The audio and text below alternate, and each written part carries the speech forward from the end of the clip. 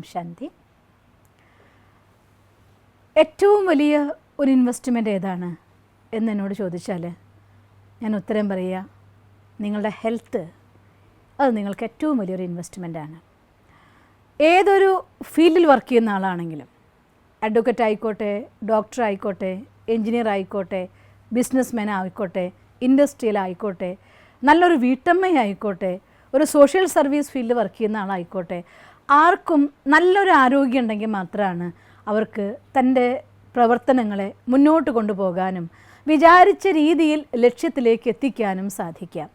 അതുകൊണ്ട് ആദ്യം നമ്മളോട് ചോദിക്കുന്ന ഒരു കാര്യം, ഇൻവെസ്റ്റ്മെൻറ്റിന് വേണ്ടി ഞാൻ ഇറങ്ങുമ്പോൾ ആദ്യം ഏറ്റവും ബെസ്റ്റായിരിക്കുന്ന ഇൻവെസ്റ്റ്മെൻറ്റ് എൻ്റെ നല്ല ആരോഗ്യം. അതിനുവേണ്ടി ഞാൻ എത്ര സമയം എക്സസൈസ് ചെയ്യാൻ വേണ്ടി ചിലവഴിക്കുന്നതാണ്. പലരുടെയും വിചാരം നമ്മളുടെ ബിസിനസ് എന്ന് പറഞ്ഞാൽ അത് ഒരുപാട് സമയം കൊടുക്കേണ്ട കാര്യമാണ്. വീട്ടിൽ മറ്റെല്ലാവരുടെയും കാര്യങ്ങൾ നോക്കുന്ന എനിക്ക് എൻ്റെ കാര്യം നോക്കാൻ എവിടെയാണ് സമയം കിട്ടുക? അമ്മമാരുടെ പരാതി, രാവിലെ മുതൽ രാത്രി വരെ രാവിലെ വീടിൻ്റെ മുന്നിൽ പേഷ്യൻസ് ആയിരിക്കും, രാത്രി ലേറ്റ് നൈറ്റ് വരെ പേഷ്യൻസ് വീട്ടിൽ വരും, പകൽ ഹോസ്പിറ്റലിലേക്ക് പോകണം. ഇങ്ങനെയുള്ള തിരക്കിൻ്റെ ഇടയിൽ എക്സസൈസ് ചെയ്യാൻ നമുക്ക് എവിടെയാണ് സമയം കിട്ടുക? രാവിലെ ക്ലയൻസാണ്, വൈകുന്നേരം വരെ കേസ് സ്റ്റഡി വേണം, എന്നാലേ ഒരു നല്ല അഡ്വക്കേറ്റ് ആവാൻ പറ്റൂ. അപ്പോൾ എനിക്ക് എവിടെയാണ് സമയം? ഇങ്ങനെ ഓരോരുത്തരും പലരും, അത് ബിസിനസ്മാൻ ആണെങ്കിലും അല്ല ഒരു കരിയർ ആണെങ്കിലും ഏത് ഫീൽഡിലുള്ള ആൾക്കാരും അവനവന് എക്സസൈസ് ചെയ്യാൻ വേണ്ടി സമയം കണ്ടെത്താതിരിക്കുന്നതിനുള്ള കാരണങ്ങൾ നിരത്തുന്നതിൽ എക്സ്പേർട്സാണ് ഇന്നത്തെ ലോകത്തെ അധികം ആളുകളും. അതിൻ്റെ റിസൾട്ട് എന്താണെന്നറിയോ? 20 വയസ്സിലൊക്കെ നമ്മൾ ഭയങ്കര ആക്റ്റീവായിരിക്കും, 10-30 വയസ്സ് വരെ ആക്റ്റീവാണ്, അലേർട്ടാണ്, എല്ലാതുമായിരിക്കും.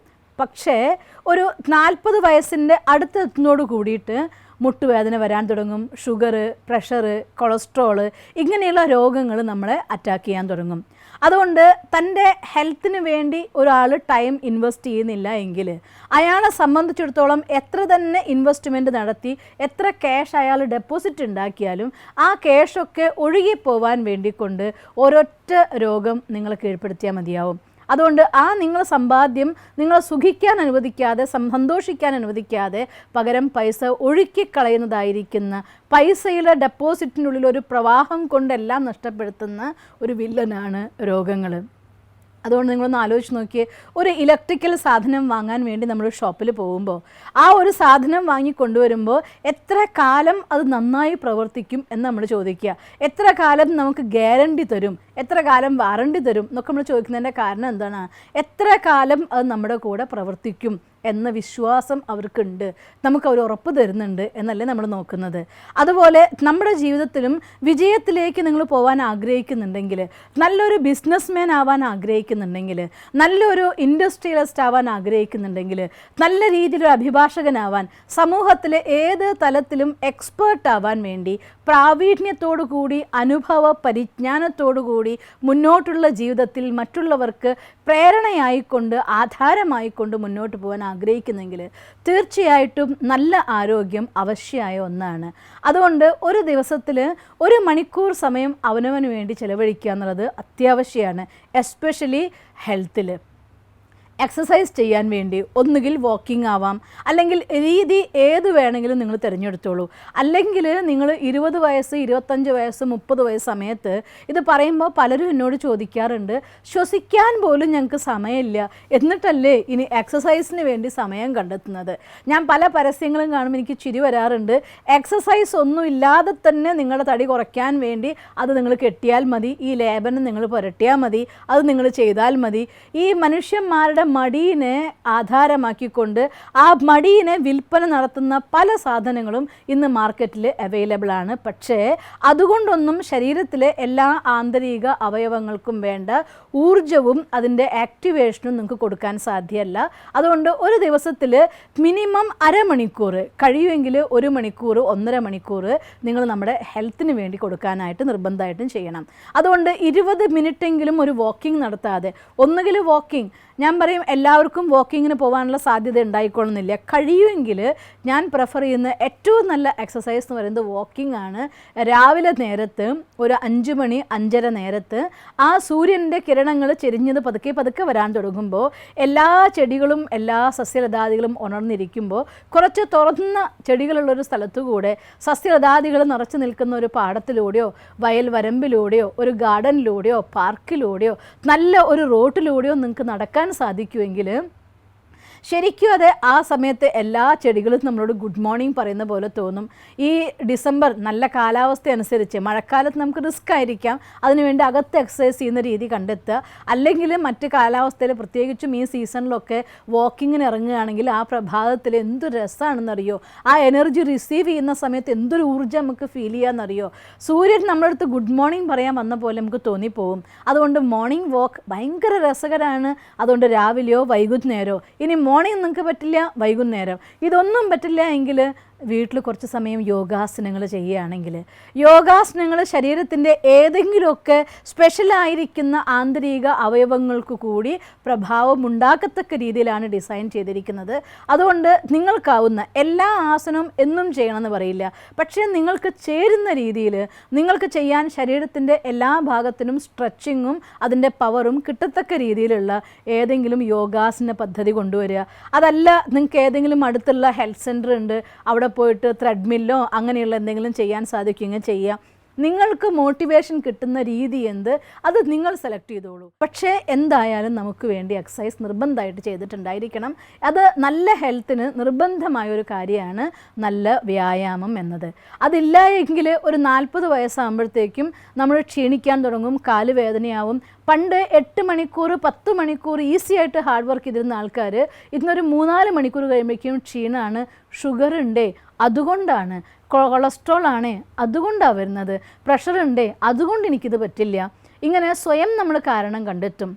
മാത്രമല്ല നമ്മുടെ ഇൻഡസ്ട്രി അല്ലെങ്കിൽ ബിസിനസ് അല്ലെങ്കിൽ നമ്മുടെ ഏത് ഓർഗനൈസേഷൻ ആണെങ്കിലും ബിസിനസ്സിനെ ഡെവലപ്പ് ചെയ്യാൻ മനസ്സിൽ ടെൻഷൻ ആവാൻ തുടങ്ങും. എല്ലായിടത്തും ഓടിയെത്താൻ എന്നെ കൊണ്ട് പറ്റുമോ? നിങ്ങളുടെ വീട്ടുകാരും നിങ്ങളെ സമാധാനിപ്പിക്കാൻ തുടങ്ങും. ഇനിയിപ്പോൾ വയസ്സ് 40 കഴിഞ്ഞില്ലേ, കുറച്ച് ഓട്ടമൊക്കെ ഒന്ന് കുറയ്ക്കി, യാത്ര കുറയ്ക്കി, കുറച്ചൊക്കെ വിശ്രമിക്കി എന്ന് പറഞ്ഞുകൊണ്ട് നിങ്ങളെ തളർത്താനുള്ള ഒരു കൂട്ടം ആൾക്കാർ അതും നിങ്ങളുടെ കൂടെ എത്തും. അവർ തരുന്ന കെയറിങ് ആണ് കേട്ടോ, ഞാൻ അവരെ മോശം എന്ന് പറയല്ല. ആ സാഹചര്യത്തിലേക്ക് നമ്മളെ കൊണ്ടെത്തിക്കുന്ന നമ്മുടെ മടിയാണ് അതിലേറ്റവും വലിയ വില്ലനായിട്ട് പ്രവർത്തിക്കുന്നത്. ഞാൻ ഇത്രയൊക്കെ എൻ്റെ ബിസിനസ്സിന് ഇത്രയും സിറ്റികളിൽ ഡെവലപ്പ് ചെയ്താൽ അതെല്ലാം പോയിട്ട് മാനേജ് ചെയ്യാൻ ആരും ഉണ്ടാവില്ല. കഷ്ടപ്പെട്ട് എന്താ കാര്യം? അവിടുത്തെ സ്റ്റാഫും അവിടുത്തെ ആളുകളൊക്കെ പൈസ കൊണ്ടുപോകും. അതുകൊണ്ട് നോക്കാൻ ഓടിയെത്താൻ എന്നെക്കൊണ്ട് പറ്റില്ല. അതുകൊണ്ട് മതി ഇനി ബിസിനസ് ഡെവലപ്മെൻറ്റ് എന്നൊക്കെ നമ്മൾ ചിന്തിക്കാൻ തുടങ്ങും. ഇങ്ങനെ നമ്മുടെ ഉള്ളിൽ നിന്ന് തന്നെ ഏറ്റവും വലിയ വില്ലൻ വന്നുകൊണ്ട് ജീവിതത്തിൽ അനുഭവത്തിൻ്റെ സമ്പത്തോടുകൂടി മുന്നോട്ട് കുതിച്ചു പായേണ്ട പ്രായമാണ് 45 വയസ്സ് 50 വയസ്സെന്നൊക്കെ പറഞ്ഞാൽ.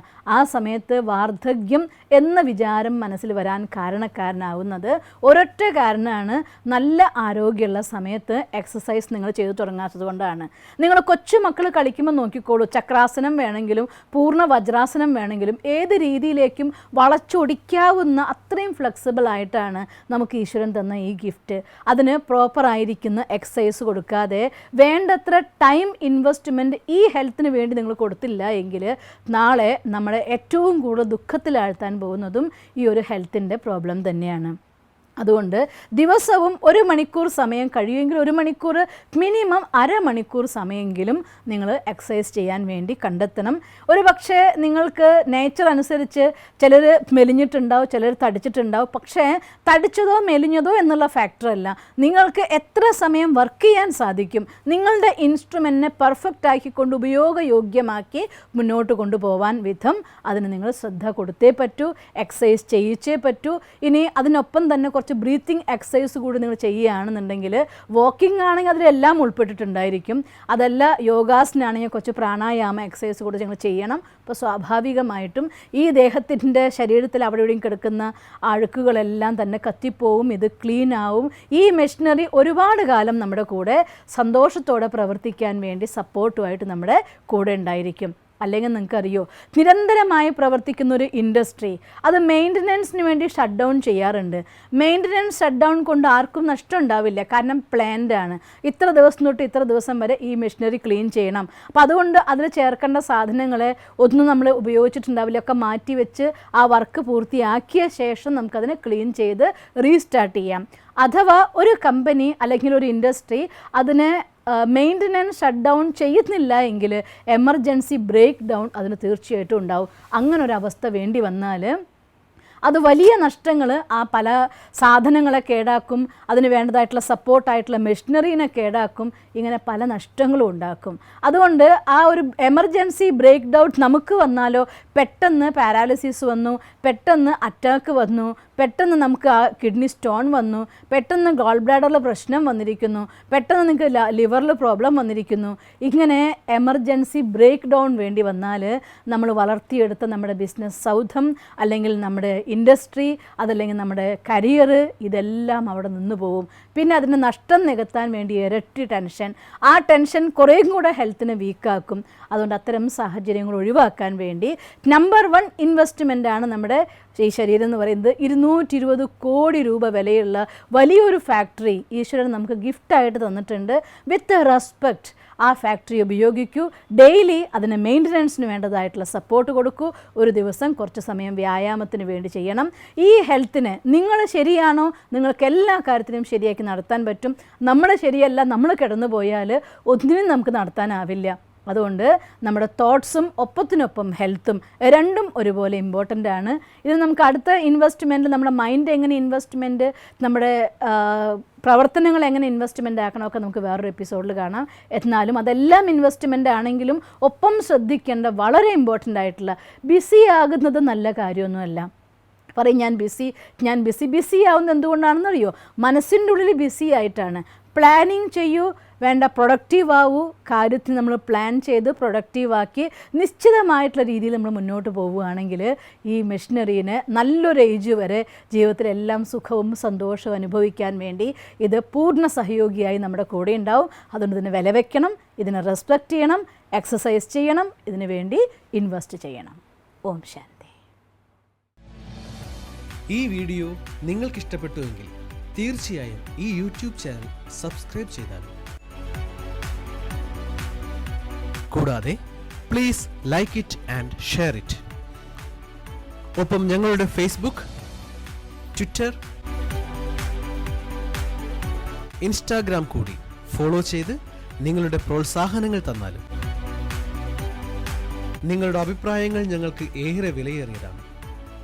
അത് കമന്റ് ബോക്സിൽ എഴുതിയാലും. ഞങ്ങളെ സ്നേഹിക്കുന്ന, ഞങ്ങളോടൊപ്പം നിൽക്കുന്ന ഏവർക്കും അകമഴിഞ്ഞ് നന്ദി.